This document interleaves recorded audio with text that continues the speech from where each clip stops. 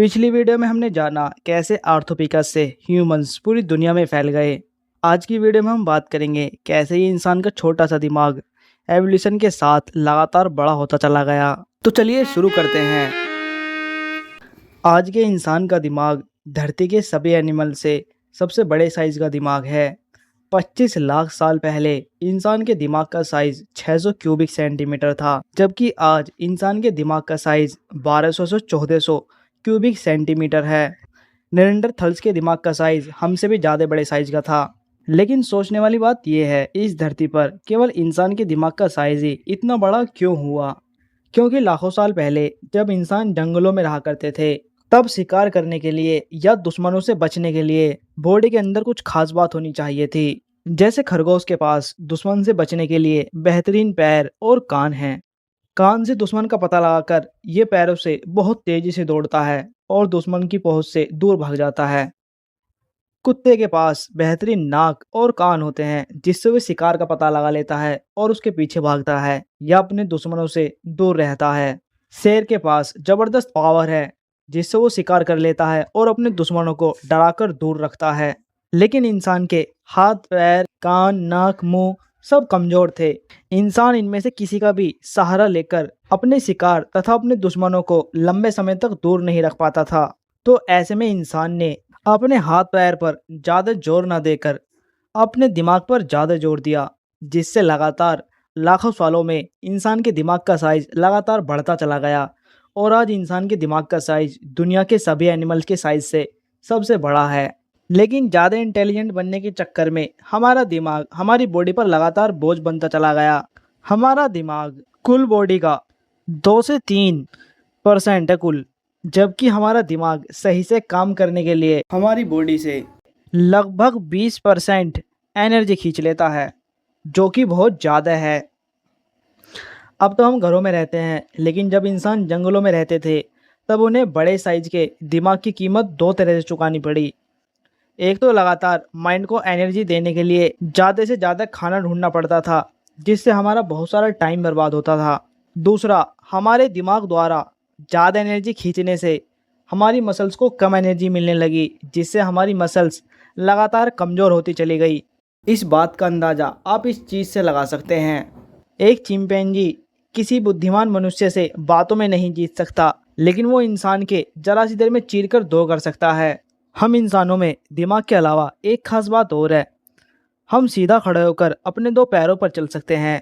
जो हाथ पहले कभी चलने के लिए काम आते थे, अब उनसे किसी और तरह के काम लिए जा सकते थे। इनसे पत्थर फेंके जा सकते थे या किसी तरह के सिग्नल दिए जा सकते थे। एवोल्यूशन के साथ हमारे हाथ बेहतर होते चले गए और आज हम अपने हाथों से मुश्किल काम कर सकते हैं। लेकिन सीधा खड़ा होकर चलने से हमें कुछ दिक्कतों का भी सामना करना पड़ा। लाखों सालों के दौरान हमारी बॉडी 4 पैर पर चलने के लिए बनी थी, लेकिन 2 पैर पर चलने की वजह से इसकी कीमत हमारी पीठ दर्द और गर्दन की अकड़न को चुकानी पड़ी। स्त्रियों को इसकी ज़्यादा कीमत चुकानी पड़ी। एक तनी हुई चाल के लिए छोटे नितंब जरूरी थे, लेकिन छोटे नितंब से प्रसव नलिका छोटी होती चली गई, वो भी जब जब बच्चों का सिर लगातार बढ़ता जा रहा था। इससे महिलाओं में प्रेगनेंसी की प्रॉब्लम बढ़ती चली गई। दूसरे प्राणियों के मुकाबले इंसानों का जन्म टाइम से पहले हो जाता है, जिससे उनकी लाइफ से जुड़ी बहुत सी चीज़ें पूरी तरह से डेवलप भी नहीं हुई होती हैं। एक बछड़ा जन्म लेने के कुछ टाइम बाद ही चलने लग जाता है। बिल्ली का बच्चा जन्म लेने के कुछ टाइम बाद ही अपनी माँ को छोड़कर खुद ही शिकार की तरफ निकल पड़ता है, जबकि इंसान के बच्चे एकदम कमज़ोर होते हैं। उन्हें सालों तक पालना पड़ता है, तब कहीं जाकर वे अपने पैर पर खड़े हो पाते हैं। इंसान अपने दिमाग से कुछ भी क्रिएट कर सकता है। उसने पहले भी बहुत से हथियार, औजार और सामाजिक संरचनाएं बनाई थी। 20 लाख साल तक उन्हें भोगता रहा, जिसके कारण इंसान कमज़ोर और महत्वहीन होता चला गया। ज़्यादा दिमाग और पत्थर के बने औजारों के बावजूद लगातार शिकारी के डर में रहता था। कभी कभी बड़ा शिकार करता था, नहीं तो ज़्यादातर फल सब्जियां खाकर या कीड़ों को पकड़कर या छोटे जानवरों का पीछा करके या ताकतवर जानवर द्वारा किए गए शिकार का छोड़ा गया मांस खाकर अपना जीवन जीता था। इतना दिमाग होने के बावजूद भी हमेशा डरपोक बनकर रहता था। लेकिन महज 40 लाख साल पहले की बात है, जब इंसान ने अपने डर को दूर भगाकर लगातार शिकार करना शुरू किया और 2 से 3 लाख साल तक शिकार करने के बाद इंसान फूड चेन में सबसे ऊपर आकर बैठ गया। इंसान के इतना कम टाइम में इतनी लंबी छलांग मारने से बहुत कुछ बदल गया। इंसान से पहले शेर और शार्क फूड चेन में सबसे ऊपर थे और ये ऊपर लाखों सालों के दौरान आए थे, जिससे नेचर को सब कुछ बैलेंस करने का मौका मिल गया था। जैसे शेर जब ज़्यादा डेंजरस हो गए थे, तब हिरणों ने ज़्यादा तेज दौड़ना सीख लिया, लगड़बग्घों ने बेहतर ढंग से सहयोग करना और गैंडों ने ज़्यादा गुस्से दिखाने की कैपेसिटी डेवलप कर ली।